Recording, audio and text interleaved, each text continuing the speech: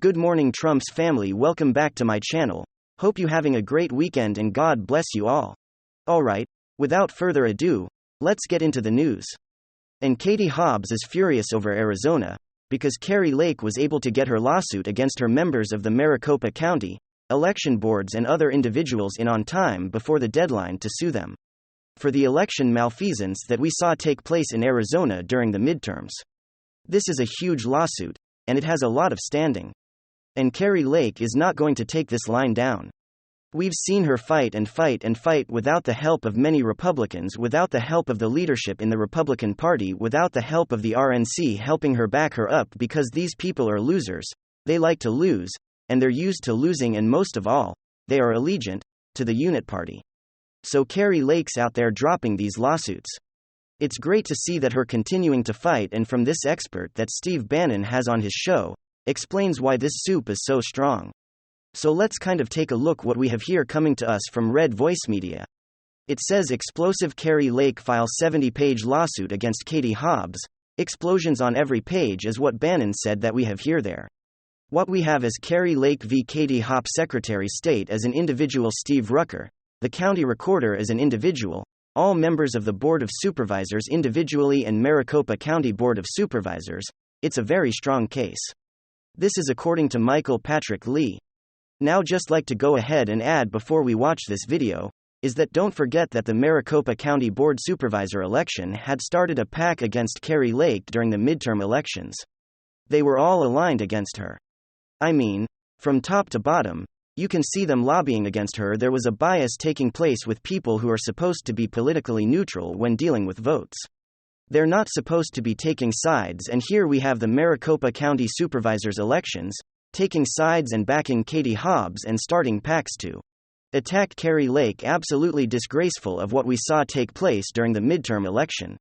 Let's go and take a listen to the video. Because there's a lot of important information you guys need to know. Everyone listen to this. The world, that's through the effort of Jim Hoff, it's unbelievable. And Andrew, be so proud of what you've accomplished, and start with Leahy, Michael Patrick Leahy. They put a 70-page complaint or lawsuit in yesterday. Give us the highlight reel, sir. Yeah. The lawsuit was filed in Maricopa County Spirit Court late last night. It's Kari Lake, the Katie Hobbs Secretary of State as an individual. Stephen Rucker, the county recorder as an individual, all members of the Board of Supervisors individually, and Maricopa County Board of Supervisors. It's a very strong case. And I'll tell you some of the real interesting details on it. It's going to be, we're told, before Judge Peter Thompson, who has a pretty strong record of being upheld by the Arizona Supreme Court. You all know about the election day problems with tabulation errors at the printers, which affected, in the case they allege, over 50% of the 223 voting senators on election day. But here's the new information. And it's quite significant. If they've got the goods and the exhibit, they argue and they allege that on election day in Maricopa County, 298,000 early votes did not have the proper chain of custody. Now, you remember, we had this problem in Georgia in 2020. We weren't able to get all the goods on it and the receipts on it until probably 6-7 months later. If you look at the exhibits, which they should produce, they may have the goods. Well, in that case, that is a violation of Arizona election law. And if the judge looks at that, and if the goods are there, that they don't have chain of custody for 298,000 early votes delivered to the vendor who did the signature verification, I think that alone would be sufficient, in my view, to grant the remedy sought by the Lacan. That remedy is either to declare her the victor or to have a new election in Maricopa County. Okay, folks, there we go. That's what needs to take place. We need to either have heard and be named as governor or have a re-election and just Maricopa County, and those votes then be added to the current totals of what they currently have. This is a huge case and we'll continue to follow it. But I know Katie Hobbs is not excited to try to defend us because they know there's so much things that will be lined up against him. If this judge, we'll be honest, and we'll look at it as a non-partisan instead of lining up with the Democrat Party. We will see how this goes, and I hope that Kari Lake will win this lawsuit. And this is some big news. Flashback: Twitter shadow banning prominent Republicans. Bad? Is that true? Well, it just keeps getting bigger and bigger. You might say better and better, but honestly, it's kind of worse and worse. The Twitter Files continue, this time with the Twitter Files Part 2, Twitter's secret blacklists. And once again, it turns out that we were right. They kept calling us wacky, deranged, kooky conspiracy theorists, that there was no plot to censor and shadow ban conservatives. Conservatives are just so deeply unpopular. It's natural aids natural. Well, it turns out not so much. It turns out that once again, everything the left and especially the leftist news was reporting on, or I guess what they were declaring in their fact checks, was total BS.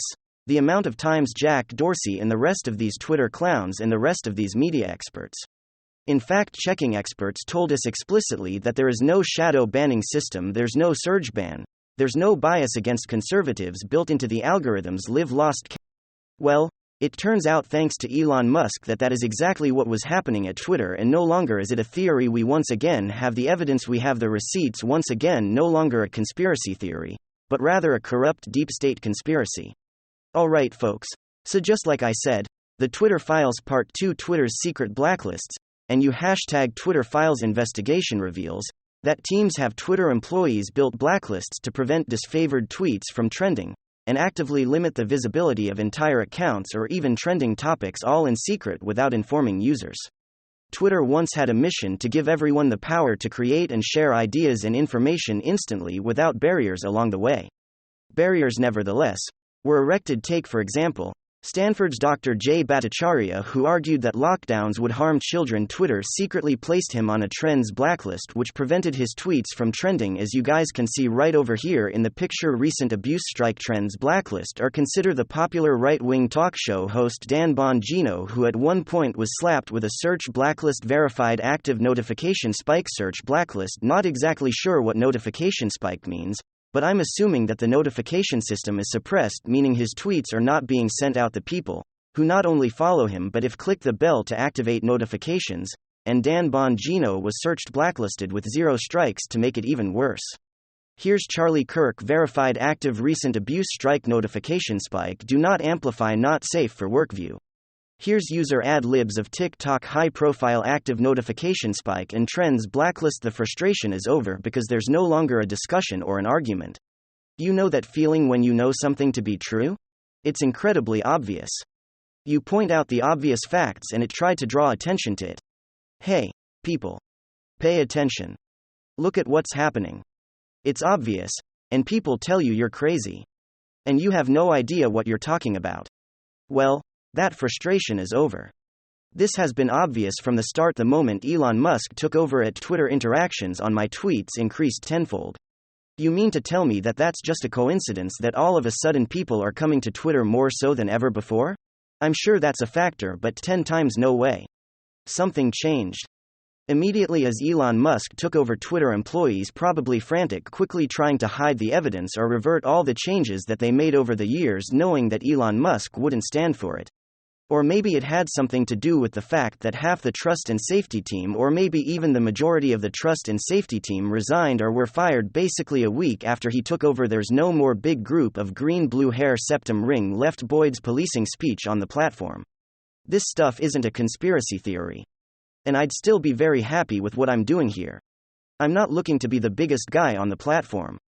But what I'm trying to say, I'm trying to add context to the fact that this stuff is real and that it's obvious there is a concerted effort in what I believe to be a widespread collusion conspiracy involving big tech platforms, the government, FBI, as we've already seen, the connection to censor conservative thought. It brings us back to a more democracy the Democrats are going on about. Does this seem like democracy?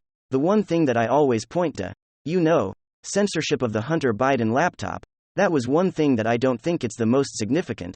I think the most significant election interference scam is just the baseline algorithm in general, because in order to get exposed to conservative thought, you have to expose yourself to it. Back in the early days of social media, you just got whatever was trending, things were popping up from both sides, and you'd be able to make your decision. There was a lot of people who are apolitical or not necessarily paying attention. And during the election season, they were exposed to ideas on both sides, and therefore they can make an informed decision. But after 2016, as Trump hysteria kicked in, something changed. And all of a sudden, the algorithms were being used to benefit the Democrat Party.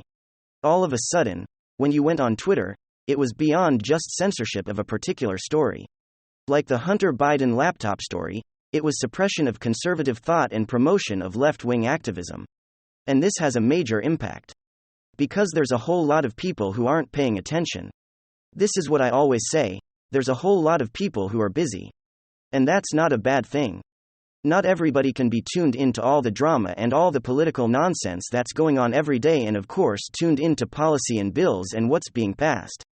And what are the outcomes and the economic consequences and results of decisions made by government, and that's probably the majority of people who I don't necessarily want to call uninformed, because I'm sure they're informed in whatever field they exist in. But people who are politically uninformed, people who aren't paying attention as much, and those people, well, that's the majority of the population, a significant portion, if not the most significant portion of society. Those are the people who are being manipulated. The algorithms are purposely made up to target those people with left-wing information and never expose them to counter thought. And this is the smoking gun. This is the proof. The Hunter Biden laptop story was just an element of this greater macro experience by these tech platforms. I mean, we saw the polling data. There's a significant portion of the American electorate that had no idea the Hunter Biden laptop story even existed, and a significant portion of those people said that they wouldn't have voted for Biden if they were made aware of that topic. Well, how many more topics are there? How much fake news have people been exposed to involving the former President Donald Trump? The algorithms are set up in a way to form and manipulate people's thoughts to turn them into good little Democrats. It's an absolute disgrace. It's anti-democratic, it's corrupt, and honestly, it should be illegal, and it's happening. It's not a conspiracy theory. It's fact, and we have the receipts. Alright folks, that's the update. Have a great weekend.